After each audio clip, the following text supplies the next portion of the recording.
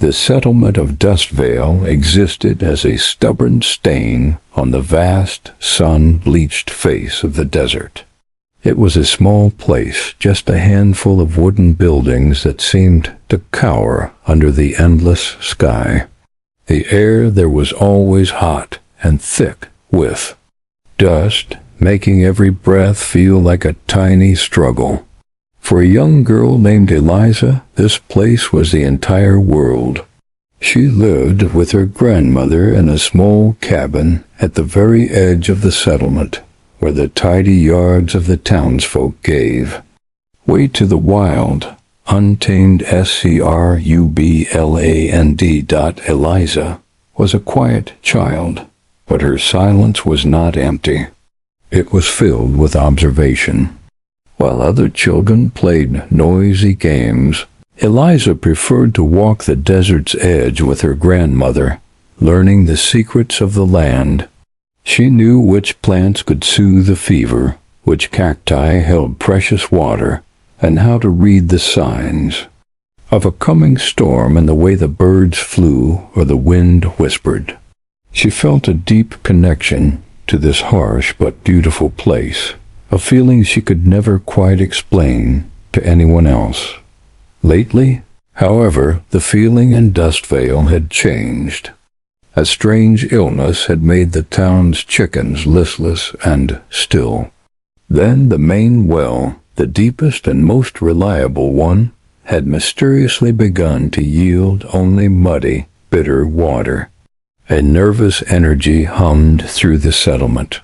People spoke in low, worried huddles on their porches, their faces etched with concern. They needed an answer, a reason for their misfortune. It was during this time that the whispers about Eliza began. Preacher Holloway, a tall man with eyes as cold as stone, was the first to give the fear a name. He noticed how Eliza would sometimes glance at the sky moments before a wind would pick up, or how a sick animal she tended would often get better. He called it unnatural. He said her knowledge was not right for a girl her age. The word witch was never spoken aloud at first, but it hung in the dry air like a bad smell, waiting for someone to acknowledge it. Eliza felt the change like a sudden chill. The friendly nods from neighbors turned into quick, suspicious glances. Children she had known her whole life were pulled away by their mothers when she approached. The once comforting silence of the desert now felt heavy and threatening, as if the very landscape was holding its breath. She tried to shrink into herself, to become invisible, but the fearful eyes of the townsfolk always found her. She was different, and in a place gripped by fear, being different was becoming very dangerous. A storm was brewing, not of dust and wind, but of anger and superstition, and Eliza was standing directly in its path. The fear that had been whispering through Dustvale finally found its voice on a sweltering afternoon. Preacher Holloway called for a town meeting in the central square. The air was heavy and still, not with a promise of rain, but with a shared dread. People gathered with grim faces, fanning themselves with their hats, their eyes avoiding Eliza and her grandmother, who stood together at the edge of the crowd. One by one, the settlers stood to speak. Mr. Higgins, the farmer, blamed the death of his prized rooster on the strange way Eliza had looked at it days before. Mrs. Gable claimed her youngest child had fallen ill with a fever after Eliza had pointed to a cloud that had later vanished without bringing rain. Each story was a small stone thrown, building a wall of accusation against the quiet girl. Her grandmother tried to speak, her voice thin but firm, saying this was nonsense, that Eliza was just a child who loved the desert. But her words were drowned out by the growing murmur of the crowd. The people were not listening to reason. They were listening to their fear. Preacher Holloway stepped onto a wooden crate, raising his hands for silence. His voice was not loud, but it carried across the square, cold and sharp as a knife. He spoke of purity and of evil. He said a darkness had fallen upon Dustvale, a curse that festered in silence and grew in the shadows. He turned his gaze directly on Eliza, and his eyes held no mercy. He declared that the source of their misfortune was clear. The curses, he said, came from her mouth. To save the town, to drive out the evil, the source of the curse must be sealed away forever. Before Eliza could understand what was happening, strong hands grabbed her.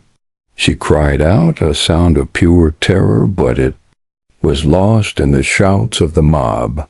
She kicked and struggled, but she was no match for the grown men who held her. Preacher Holloway approached, and in his hand she saw a needle and a length of coarse, dark thread. The world narrowed to that needle, glinting cruelly in the sun. The pain was instant and unimaginable, a sharp, tearing agony as the needle pierced her skin. She could not scream, only make choked, guttural sounds as the preacher worked, his face a mask of grim determination, pulling the thread tight, stitching her lips together, sealing her voice inside. When it was over, they let her go. She collapsed into the dust, sobbing without sound, her whole world reduced to the horrific, throbbing pain on her face. She could taste blood and salt. Through a blur of tears, she saw the faces of the people she had known all her life looking down at her, their expressions a mix of relief, fear, and shame. They did not see a child. They saw a problem they had solved. Preacher Holloway wiped his hands clean. He gave the order. 2 men lifted her up, her legs too weak to hold her, and dragged her to a wagon. They threw her into the back like a sack of grain. As the wagon lurched into motion, Eliza caught one last glimpse of her grandmother, held back by the crowd, her face a mask of utter despair. Then the dust cloud rose, and Dustvale disappeared from view, leaving Eliza alone with her silence and the relentless, mocking sun. The wagon did not travel for a long time, though to Eliza, curled in a ball of pain and terror on its rough wooden floor, each second was an eternity. The world was a jumble of sensations, all of them terrible. The scorching heat of the sun-baked wood beneath her cheek, the violent, jarring lurch of the wheels over stones and through dips in the hard-packed earth, the thick, choking dust that boiled up from the ground and settled in her hair, her clothes, and the raw, aching wound that was now her mouth. But above all these things there was the pain. It was a bright, sharp, and screaming thing, a constant and brutal reminder of what had been done to her. It radiated from her lips in waves of hot agony, a fire that consumed every other thought. She could hear the low muttering of the 2 men driving the wagon, their voices gruff and devoid of any emotion that resembled pity.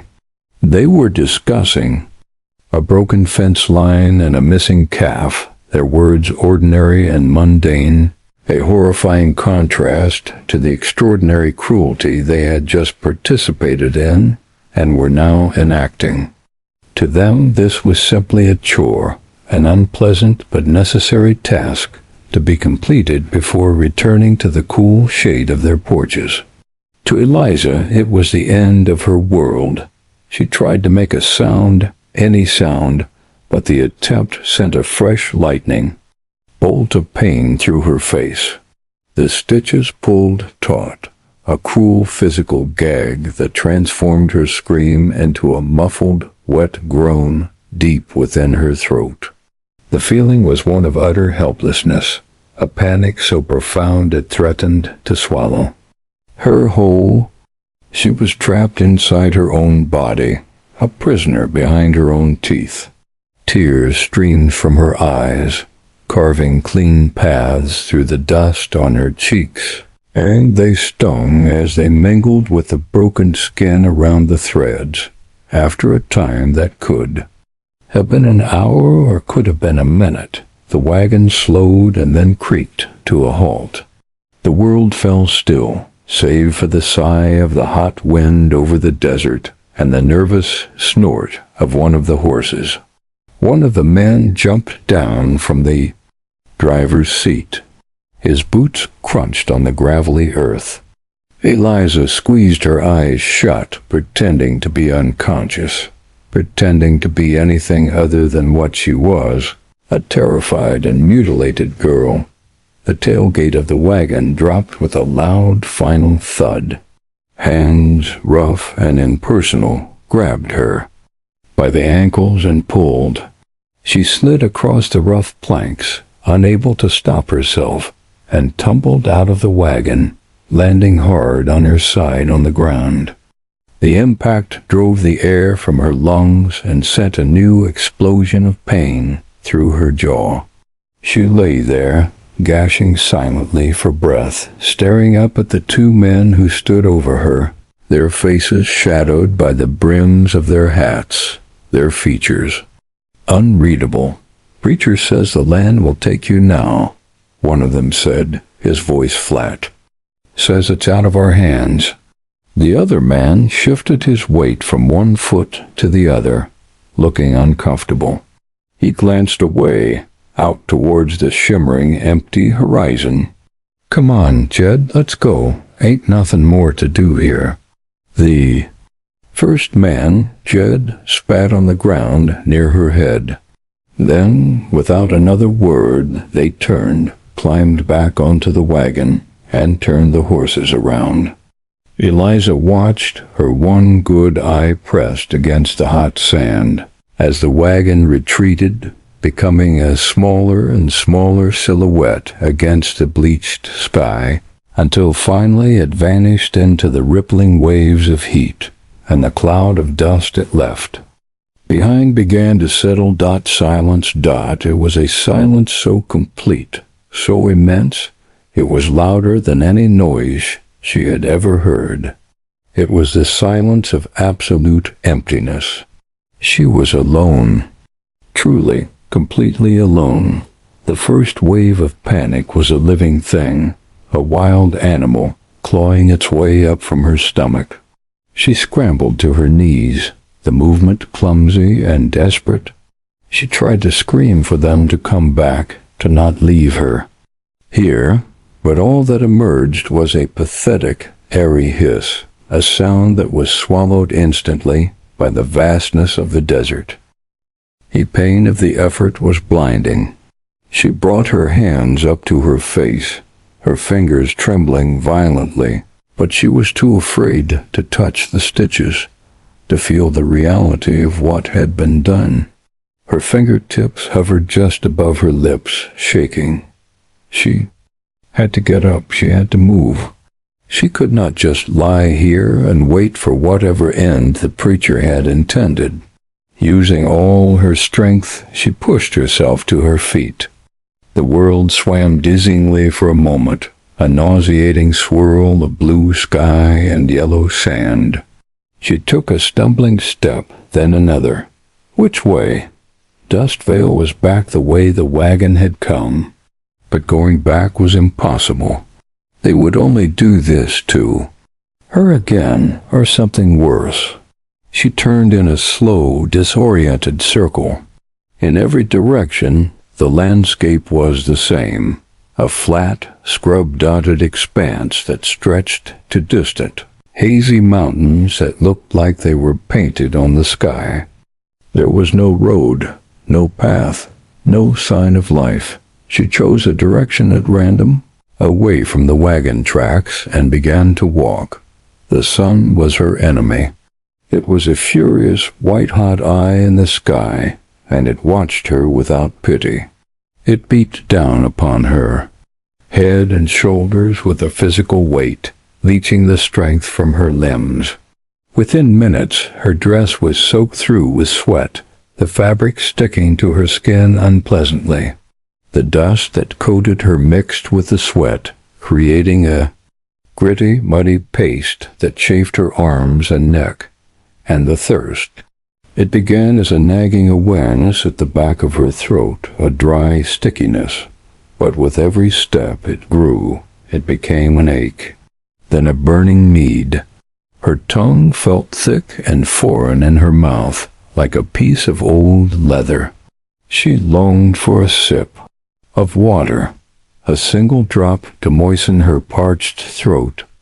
But the very act of swallowing was painful and provided no relief. She thought of the cool, sweet water from the well in Dustvale, the way it had tasted before it turned muddy. The memory was a fresh agony. She walked for what felt like hours, though the sun seemed frozen in its merciless position high overhead. Her feet, clad in thin leather shoes, were bruised and sore from stumbling over rocks and prickly vegetation. The landscape was monotonous, a repeating pattern of sand, rock, and the tough, spiny forms of desert plants that offered no shade. She saw a tall saguaro cactus, its arms raised to the sky like a lonely sentinel, and for a wild moment she considered trying to break it open to get to the moist pulp inside. But she had no tool, no strength, and the thought of the countless needles deterred her. The pain in her mouth was a constant, throbbing companion. It pulsed in time with her heartbeat, a relentless reminder of her violation. But as the hours wore on, a new kind of horror began to dawn on her. The stitches themselves were changing. The delicate skin of her lips swollen and inflamed from the injury, and the sun was beginning to pull against the foreign thread. The once precise knots now felt like jagged lumps of fire. Every movement of her face, every stumble that jolted her body, sent a fresh spike of agony through her. It felt as if the threads were slowly shrinking, tightening their brutal hold, squeezing her silence into her. She tried to think of her grandmother. She pictured her face, the kind wrinkles around her eyes, the way her hands felt, soft and papery, smoothing back her hair. She tried to hear her voice telling stories of Thiedsert, teaching her which plants were friends and which were foes. But the memories were fuzzy, drowned out by the pounding in her head and the relentless, screaming need for water. A deep, profound loneliness settled in her chest, a weight heavier than any rock. She was a single, tiny, insignificant creature in a world that was vast and utterly indifferent to her suffering. The sky did not care if she lived or died. The sand did not care.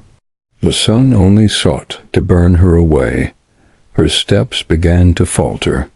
Her legs, which had felt so strong when she first stood up, were now trembling with exhaustion. Each lift of her foot was a monumental effort. The world began to narrow. She was no longer seeing the wide expanse of the desert. Her vision tunneled to the patch of ground directly in front of her. Sand, rock, sand, a thorny weed, sand. A sudden, sharp pain shot through her foot. She looked down, her movements sluggish. A long, vicious thorn from a low-lying plant had pierced straight through the soft leather of her shoe. A low, muffled cry of pain and frustration escaped her. She reached down and pulled it out, a fresh wave of tears springing to her eyes. It was too much. It was all too much. She limped forward a few more steps before her legs simply gave out. She collapsed to her knees, the hot sand burning through the fabric of her dress. She had nothing left. No strength, no hope, no voice.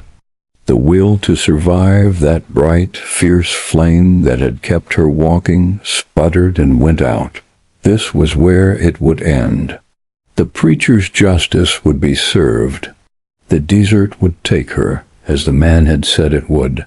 Asterisk, she rolled on too, her side curling into a tight ball, as if she could make herself so small that death might overlook her. The sun continued to beat down. The thirst was a raging fire in her throat. The stitches in her mouth felt like brands of hot iron. She closed her eyes against the blinding light. The silence was complete now, inside and out. She had fought it, but the desert was too big, and she was too small. She felt her consciousness beginning to fray at the edges, to unravel like a piece of old cloth. The world started to fade, the sharp edges of reality softening into a gray, welcoming fog. It would be so easy to just let go, to slip into the quiet and the dark where there was no more pain, no more thirst, no more fear. She was still clutching the thorn she had pulled from her foot. Its point was sharp. A final, fleeting thought passed through her fading mind. A memory of her grandmother's voice. Even the smallest thorn can pop the biggest bubble, she used to say. Eliza's fingers, moving with a will of their own, weak and trembling, closed a little tighter around it. It was not a tool of survival. It was not a weapon. It was just a thorn. But it was something. It was the last tiny point of feeling in a world that was going numb. She did not have the strength to lift her hand to her face.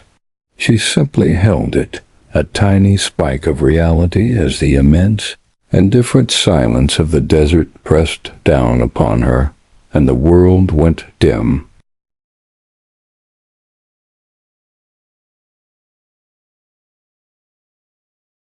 The knife felt impossibly heavy in Eliza's hand, a cold, solid weight that seemed to anchor her to the terrible reality of the moment. Her entire arm trembled, the muscles screaming in protest at the simple act of holding it aloft. The man's eyes, those pale blue pools of pain, were fixed on her, willing her forward. He had given her the tool. Now she had to find the strength to use it. Terror held her frozen. The memory of the needle piercing her skin was still fresh, a searing brand on her mind. The thought of bringing another sharp edge to that same tortured flesh made her stomach clench. She wanted to drop the knife, to curl back into a ball, and wait for the darkness. It would be easier. It would hurt less. But then the man made a sound, a wet, ragged cough that brought a fresh trickle of blood to the corner of his mouth. Sight of it, the sheer fragility of his life bleeding out into the sand, shattered her paralysis. His own suffering was so much greater than her fear. He had used his last vestige of strength not to plead for water or for comfort, but to give her this chance. She could not waste his final, desperate gift. She had to be brave. For him, slowly, with a concentration that blocked out the burning sun and the aching thirst, she brought the tip of the blade toward her face. Her reflection in the polished steel was a grotesque mask of dust, tears, and swollen flesh. She saw the dark, hateful stitches, each one a knot of agony. She had to start. She had to pick one. Her breath hitched in her throat, a muffled, desperate sound. She closed her eyes, not wanting to see, and guided the point of the knife. The moment the cold metal touched the inflamed skin near the first stitch, a jolt of pure, white-hot pain shot through her. She flinched back violently, a silent scream trapped behind the threads. Tears she didn't think she had left streamed down her face. It was too much. She couldn't do it. The man on the ground whispered again, his voice a thread of sound. "Brave girl." Those two words, filled with such unwavering belief, steadied her. She opened her eyes, blinking away the tears. She would not close them again. She would watch. She would bear witness to her own liberation. This time she moved with more purpose. She positioned the sharp edge of the blade under the first knot, the one at the very corner of her mouth. Her hand was still shaking, but she focused all her will on keeping it steady. She took a final, shuddering breath and pulled the knife, upward, sawing gently at the coarse thread. The pain was immediate and excruciating. It was a sharp, tearing sensation that eclipsed every other hurt, every thirst, every fear. She felt a warm trickle of blood where the blade nicked her skin. But she also felt something else, a slight give. The thread was tough, but the knife was sharper. She saw it again, a tiny, agonizing motion. Snap. The sound was minuscule, barely audible, but to Eliza, it was the sound of the universe cracking open. The first stitch had broken. The tension on that part of her mouth released by a fraction, a tiny, incredible loosening of the cruel grip that had held her prisoner. A wild, desperate hope flared in her chest, burning brighter than the sun. She moved to the next stitch, her movements gaining a frantic energy. The pain was still there, a blazing fire, but it was now a pain with a purpose. Each cut was a step toward freedom. She worked methodically, her world shrinking to the space between the blade and her skin. Blood now flowed freely from the small cuts the knife was making, mixing with the dust on her chin, but she barely noticed. She was so close. The center stitch, the tightest one, the one that pulled her lips into their most painful pucker, remained. She got the blade under it, her hands now slick with sweat and blood. She pulled. The thread resisted, digging deeper into her swollen flesh. She gritted her teeth, a low animal groan of effort and pain rumbling in her chest. She put what little strength she had left into one final, decisive pull. The last thread broke. For a heartbeat, nothing happened. There was only the shocking, overwhelming absence of tension. The brutal pressure that had been her constant companion for what felt like a lifetime was simply gone. Then her mouth fell open. It was an involuntary act. Her jaw, finally free of its cruel binding, dropped. A huge, ragged, gasping breath flooded into her lungs, a breath so deep it hurt her chest.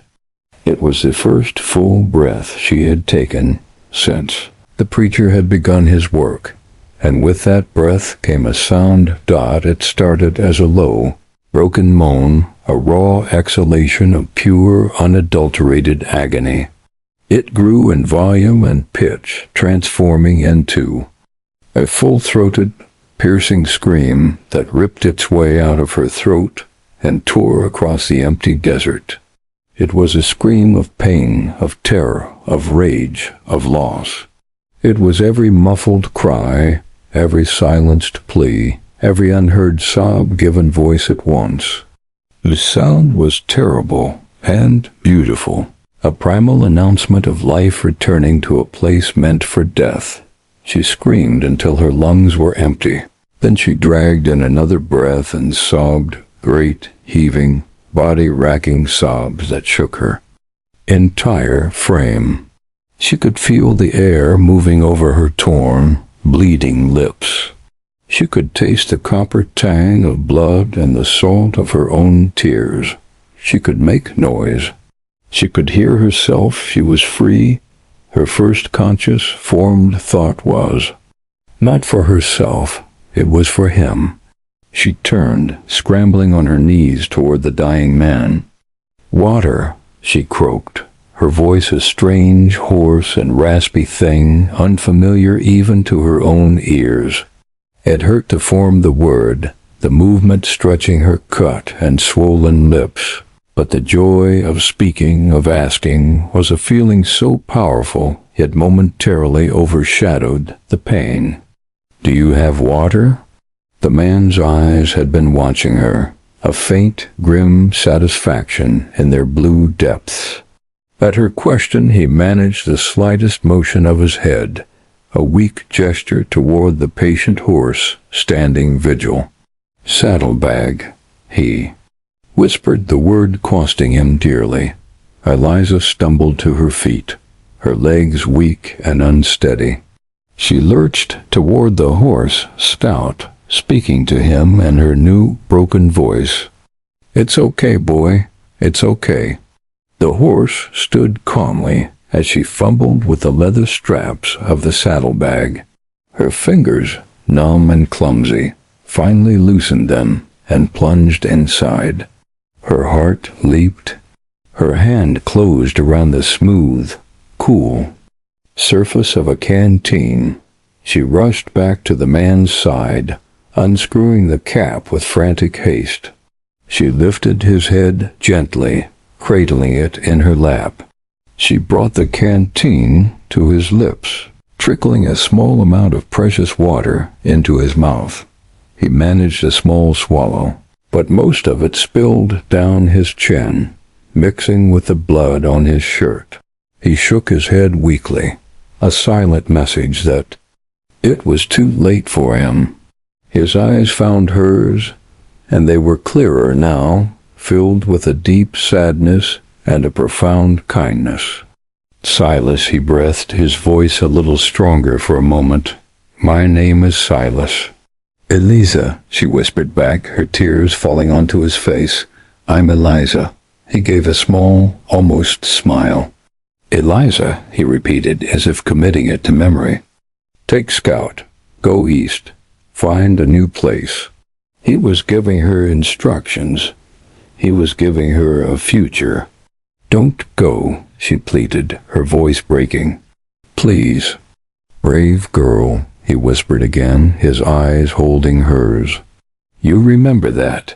You're a brave girl." His gaze softened.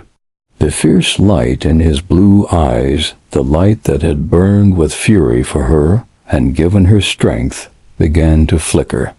He looked past her up at the vast, cloudless sky, and his breathing slowed. The tension left his body, and the hand that had held the knife went limp in the sand. Silas was gone. Eliza sat there for a long time, his head still cradled in her lap, her bloody hand still clutching the canteen. The wind whispered across the desert, drying her tears. She had her voice back. She had water. She had a horse. And she had the memory of a dying cowboy who had cut her stitches and given her life. The cost of that gift lay heavy in her arms, a weight of sorrow and gratitude. That would shape her forever. The world did not end when Silas stopped breathing. The sun continued its slow journey toward the horizon. The hot wind still whispered through the scrub. Scout shifted his weight, his hoof scraping softly against a stone. Life, relentless and indifferent, went on. But for Eliza, holding the still form of the man who had saved her, the universe had narrowed to this single, terrible point of stillness. She did not know how long she sat there. The heat began to leach from his skin, a gradual cooling that was the final, undeniable proof of his departure. Gently, with a tenderness that felt both new and ancient within her, she laid his head back down on the hard, unforgiving ground. She could not leave him here. She could not let the desert have him. The coyotes and the vultures would come, and the thought of their disrespect to his quiet courage was more than she could bear. He had given her everything. She would give him this. She would bury him. The task seemed impossible. She was a child, weak from thirst and trauma, armed only with a knife and her own 2 hands. The desert floor was a hard-packed mixture of sand, rock, and clay, baked solid by the sun. But the resolve that had allowed her to cut her own stitches now settled into a cold, firm certainty in her heart. She would do it. However long it took, however much it hurt, she would dig a grave for Silas. She chose a spot near the rocky outcrop. That had offered him his last bit of shade. It felt like a peaceful place. Using his knife, she began to scrape at the earth. The first few inches were loose sand and gravel, easy to move. She used her hands, scooping it away, her torn lips stinging. As she breathed in the dust, she kicked up. But soon her fingers hit the caliche, the hard, concrete-like layer of desert soil. The knife blade scraped against it, sending jarring vibrations up her arm. It would barely make a dent. A wave of despair threatened to overwhelm her. She looked at her raw, bleeding fingertips, then at the vast, uncaring landscape. It was too hard. She was too small. Then Scout whinnied softly, nosing at Silas's still hand as if trying to wake him. The simple, loyal gesture steeled her nerve. No, it was not too hard. She would use the tools she had. She searched the area until she found a flat, heavy rock, a natural shovel. She used a knife to pry up the edges of the caliche layer, then used the rock to break off chunks. It was back-breaking, agonizingly slow work. The sun beat down on her. Her muscles, already pushed far beyond their limits, screamed in protest with every movement. Thirst clawed at her throat, and she allowed herself one small, precious sip. From the canteen, the water a miracle on her tongue. She worked through the afternoon, the shadow of the outcrop growing longer. The hole was shallow, pitifully so, but it was the best she could do. It was a testament of love and respect, dug with pain and gratitude. When it was deep enough to offer protection, she knew she had to stop. She turned to Silas. The idea of moving him filled her with a deep sadness. She spoke to him then, her voice hoarse and strange but steady. "I am sorry," she whispered. "I am so sorry. This is all I can do." She took his hat from where it lay in the dust and placed it over his face, a final shield against the elements. Then, gripping his shoulders, she began the heartbreaking task of dragging him into the shallow trench. It was a struggle, a final physical conversation with the man who had been so much stronger in life. She was crying again, silent tears of exhaustion and grief. But she did not stop until he was resting within the earth. She began to cover him, pushing the pile of dirt and rocks back over him with her hands and her rock shovel. It felt like a violation, covering up that kind face, those brave hands. But with each handful of sand, she was not hiding him. She was protecting him. She was building a monument. When the grave was filled, she gathered larger stones from the outcrop and placed them in a careful, oval-shaped cairn over the top, a permanent marker that would last long after the desert winds had smoothed the mound of dirt away. Finally, she took his knife. On the largest, flattest rock at the head of the cairn, she began to scratch. She was no artist, and the stone was hard, but she worked with a fierce concentration. She etched a simple, rough shape, a horse, and beside it a single word, the name he had given her to remember. Silas. It was done. The sun had dipped below the horizon, painting the sky in shades of violet and deep orange. The first brave stars were beginning to appear in the east. Eliza stood over the grave, her body aching in every conceivable way, her heart a heavy weight in her chest. She was alone again, but this solitude was different from the one she had known before. That had been a silence of abandonment. This was a silence of communion. She made a promise then, not out loud, but deep within her soul, where the most important vows are made. She promised Silas that she would be brave. She promised him that his death would not be for nothing. She would take the life he had given her, and she would live it. She would use the voice he had returned to her. She walked to Scout, who stood waiting patiently, a silent partner in their shared loss. She filled her palm with a little water from the canteen and let him drink. "We are going now, boy," she said, her voice firm. She put Silas's knife carefully into the saddlebag next to the canteen. Then, with a resolve that felt as solid as the stones on the grave, she put her foot into the stirrup and pulled herself up into the saddle. It was a high place to be, a place of new perspective. She looked down at the cairn one last time, a dark shape in the twilight. Then she lifted her head. She looked not back toward Dust Vale, the town of fear and pain, but east, toward the unknown, toward the future. She touched her heels to Scout's sides. The horse turned, obedient and steady, and began to walk. Eliza did not look back. She rode into the gathering night, leaving the grave under the stars behind her, carrying the dawn its memory. Found Eliza a changed creature with her, carved anew by desert wind and grief and a fragile, fierce hope.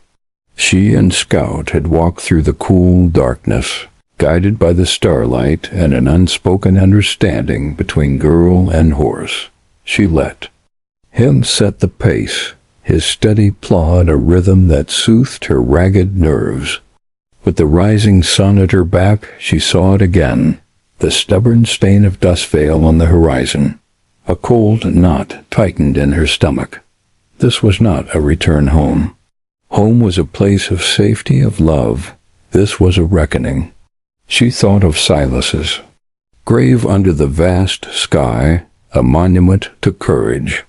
She thought of the feel of his knife in her hand, the sound of the threads snapping. He had given her back her voice. It was time to use it. She rode into the settlement just as the morning chores were beginning. The scene was so ordinary, it was jarring. Mr. Higgins was milking his one remaining cow. Mrs. Gable was sweeping her porch. For a moment, it was as if the horror of the previous day had never happened. Then, one by one, they saw her. A dropped bucket sent milk spilling into the dust. A broom clattered on wooden planks. Silence fell deeper and more profound than any she had endured. They stared, their faces a canvas of shock and dawning fear. She was a ghost returned, sitting tall on a stranger's horse, her face a map of cuts and dried blood, her eyes holding a light that was not of a child. Preacher Holloway emerged from his house, drawn by the sudden quiet. His eyes met hers, and she saw the confidence in them flicker and then harden into defiance. He took a step forward, his mouth opening to speak, to command, to control the narrative as he always had. But Eliza spoke first. Her voice was not loud. It was hoarse, raspy from thirst and disuse, but it cut through the morning air with the clarity of a struck bell. It was the voice of a witness. "You left me to die." The words hung there, simple and undeniable. People flinched. A woman gasped. Holloway found his own voice, blustering and loud. "The curse is broken, you see? Our trial worked. The evil has been purged." "There is no curse," Eliza interrupted, her tone flat, final. She did not shout. She simply stated the fact. "There is only fear, and what you do with it," she told them then. She did not accuse. She bore witness. She spoke of the sun, the thirst, the silence that was louder than any scream. She spoke of the pain, the feel of the thread, the taste of blood. She made them see it, made them feel the heat of the desert floor, the terror of being utterly alone. And then she told them of Silas. She spoke of a dying cowboy, a man they had never met, a man who had shown more kindness in his last moments than they had in their entire lives. She described his blue eyes, his bloody shirt, the way he had used his final strength not to curse the world, but to offer a knife to a stranger. She told them how he had cut her free, how he had given her his water, his horse, his name. She told them how she had buried him under a pile of stones because there was no one else to do it. As she spoke, the bluster drained from Preacher Holloway's face, leaving behind something pale and small. The people of Dustvale did not look at him. They looked at Eliza.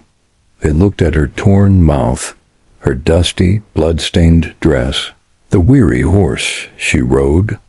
They saw not a witch, not a curse, but a child who had endured a nightmare. They saw the profound cost of their own fear. When her story was finished, the silence returned, but it was a different silence now. It was heavy with shame, thick with regret. Mrs. Gable began to cry quietly into her apron. Mr. Higgins looked down at his boots.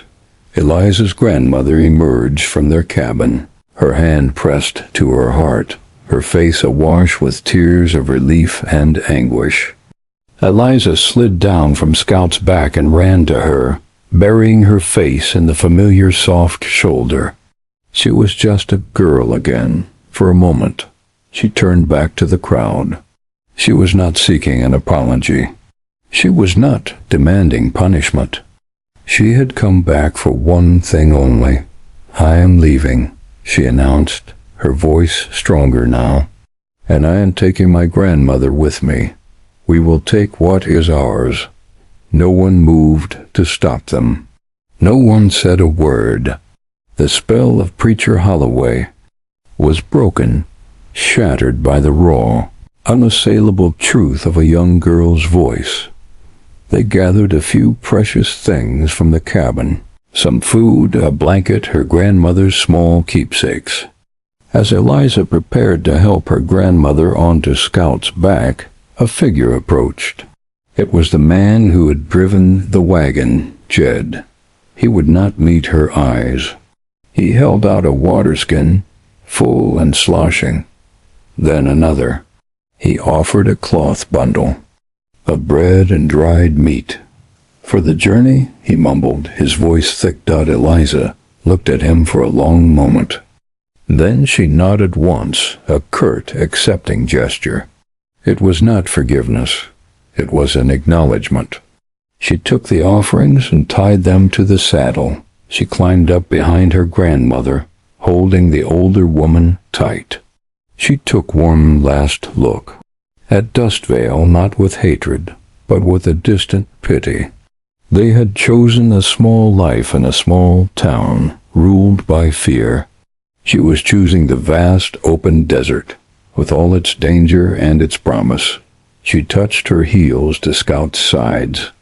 The horse turned, and together, the three of Thema, girl who had found her voice, an old woman who had kept her hope, and a horse who had lost his master walked away.